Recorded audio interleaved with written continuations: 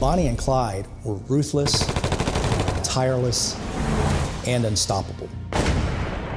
But so were the men who took them down, Frank Hamer and Manny Galt.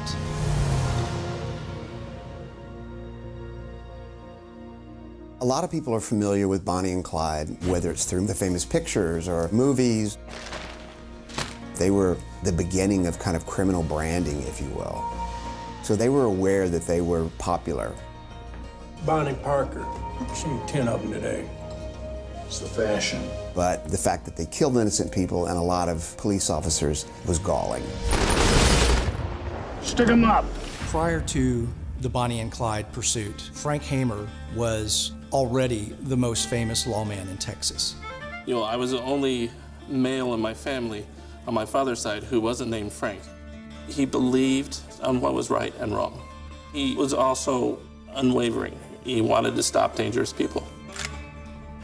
And he didn't give his trust easily. This has gone far enough. I'm gonna take them down. What a fine idea. And that's one thing that Manny had, was his trust. Get in.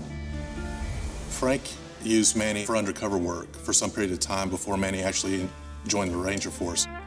They were a very elite law organization with a long history dating all the way back to 1823. It was these old school Texas Rangers who had found themselves in a world that had passed them by, in a time that had passed them by. Bonnie and Clyde would travel from state to state. As they committed crimes, they would leave the area where they were being looked for actively, go somewhere where they were not.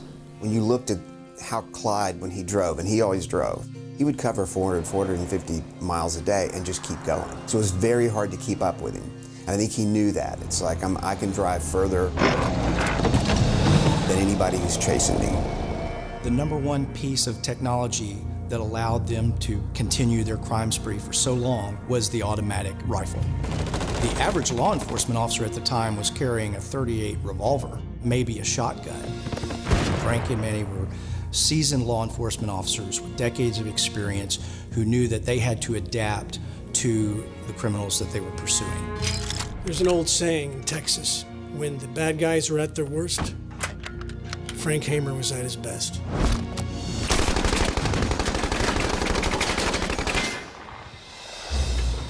When Frank and Manny came on, they knew they had to do it the old school way.